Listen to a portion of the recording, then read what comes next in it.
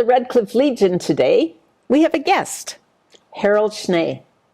Now, Harold Schnee, he is a longtime farmer from Conkerville. He's traveled extensively. He's a storyteller, and, well, he's a poet too. And today, a little later on, you'll be seeing him do an interpretation of the poem that I did.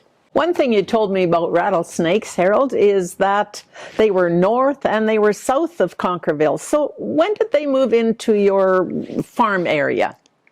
The first rattlesnake moved into our farm area in the summer of 1952. The biggest rattlesnake that I ever saw was at least 6 feet long, and he was as big around as my wrist. And my dogs were barking at this badger hole, and I went over to see what they were barking at. And here was this snake. He was coiled up in front of the badger hole. And when I called off the dogs, the rattlesnake slowly slithered down the hole, but it was a monster. The different places that I've seen rattlesnakes were in the straw orchards of my combine, in a bale that I had just baled, and in my shop, in my greenhouse, in the yard, in the pastures, and in my fields. Just about anywhere and everywhere that you went, you were going to end up seeing a rattlesnake somewhere or another. The first rattlesnake that we ever saw was in our yard. And we were repairing our combine, and we were both underneath the combine when my brother looked out and he saw this cat walking around in a circle with his head, with its tail, straight up in the air, about 1.5 inches in diameter. And we wondered, what the heck is wrong with that cat? So I crawled out from underneath the combine, and I walked over there, and here was a rattlesnake, the very first one that we'd ever saw. And so at that time, rattlesnake, well, you killed it. So I got the rifle out and I tried to shoot it, but it was too quick. So then I went and got a hoe and chopped its head off. And so then I didn't want to leave the head laying there, so I got a stick and I just moved up to move the rattler away, and that head clamped onto that stick. And I was almost shocked to the point that I couldn't believe it. A headless rattlesnake and the head clamped onto the stick. So I took the stick and threw it down the toilet hole so no one could get at it. And then we took the body of the rattlesnake and we put it on the step of our shop. And my other brother, who had been to get the mail, came home, read the mail, came over to where we were working under the combine. So we sent him into the shop to get some repair or something or other. And when he come around the corner and went to step on the step, and the rattlesnake moved. This was about 2 hours after we'd killed it. And when he saw that rattlesnake move, he just went about 3 feet in the air and about 5 feet straight back and let into a cursing like you wouldn't believe. And he says, so-and-so. But we didn't know then, but I read later on where a rattlesnake, after it has been killed, will keep moving up to 24 hours. And that was the first rattlesnake that we'd ever seen, and it was the only rattlesnake that I ever killed. I pulled a few pranks in my lifetime with snakes, and we were moving my combine up to my neighbors to do custom combining, and I saw this dead rattlesnake on the side of the road. So on the way home, I stopped and picked it up. I had a friend of mine from Ontario, and he'd never seen a rattlesnake, and so he was really enthralled about rattlesnakes. He heard a lot about them, but he'd never seen one. So he took the snake and coiled it up on the bottom step of a house. And I didn't know that he had coiled this rattlesnake up on the step. And in the morning, I got up and went to go out to the outhouse, and here's this rattlesnake. And my heart just kind of skipped a beat. I had other things on my mind. And I come upon this rattlesnake again, and again my heart skipped a beat. But then I went in and made breakfast. And then I went over to the shop to get some things that I was to take with me that morning. But I kept one eye out for the door where my niece had got up and she was going to the outhouse. She takes 2 steps down the steps and she saw this rattlesnake and she let out a scream and she jumped right over top the rattlesnake, step and everything, and headed for the toilet as fast as she could go. And I don't know, maybe she didn't have to go to the toilet after she saw that rattlesnake. The rattlesnake had a gopher in its mouth. And I was coming home from the field, and my 2 dogs were around this badger hole, and they were making their ruckus. So I stopped and walked over there, and when I walked over there, they got braver, and they came right up to the badger hole. And when that snake saw that he was going to be challenged, he spit that gopher out faster than you could say Jack Sprat.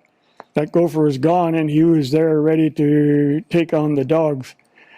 And I couldn't believe it. The gopher was only the back end, only the hind end was still sticking out of its mouth. And that gopher came flying out of there like you wouldn't believe.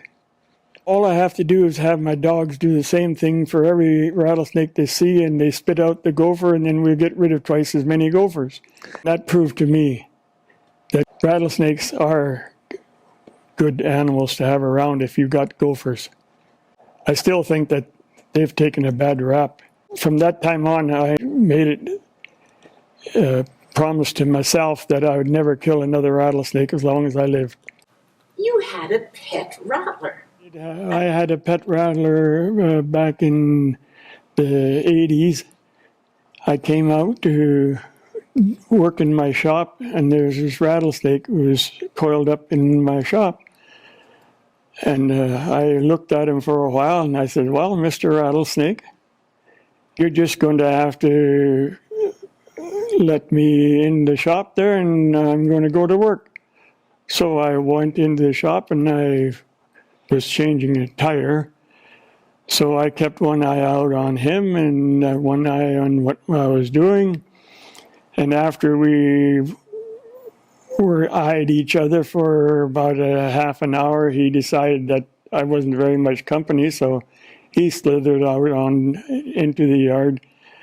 And I kept on working there, and then my wife came over and she said, where's that rattlesnake? And I said, oh, he slithered off into the trees there. So she went back to the house, and she got about 20 feet from the house, and she let out a scream, that rattlesnake is here. I said, well, it slithered off into the trees. It's not my problem. So all during the next 2 weeks, I would see this rattlesnake sometimes at the shop and sometimes out in the trees or wherever I happened to be. It was this same rattlesnake, I could tell by the size of it. And then when my rattlesnake was gone, and I happened to be driving out of the yard, and I turned to the left, and right on the road there was my pet rattlesnake. Somebody deliberately run over it because it was off the center of the road, and they deliberately run over it, and I was mad. I said, some idiot killed this rattlesnake, and it was my pet. And that is an awful thing to do as far as I was concerned. Thank you for helping us know that rattlesnakes can be your friend after all. You're welcome. It was a pleasure to be here and I'll tell my stories about rattlesnakes to anyone who wants to hear them, because they have a bad rap, and I'm here to prove that they are beneficial. Rattlesnake stories. When it comes to the telling of rattlesnake tales, I can rattle them off one by one. I say they're my friends, but their presence upends people. Shocked, they jump and then run. I think that the average is 4 feet in length.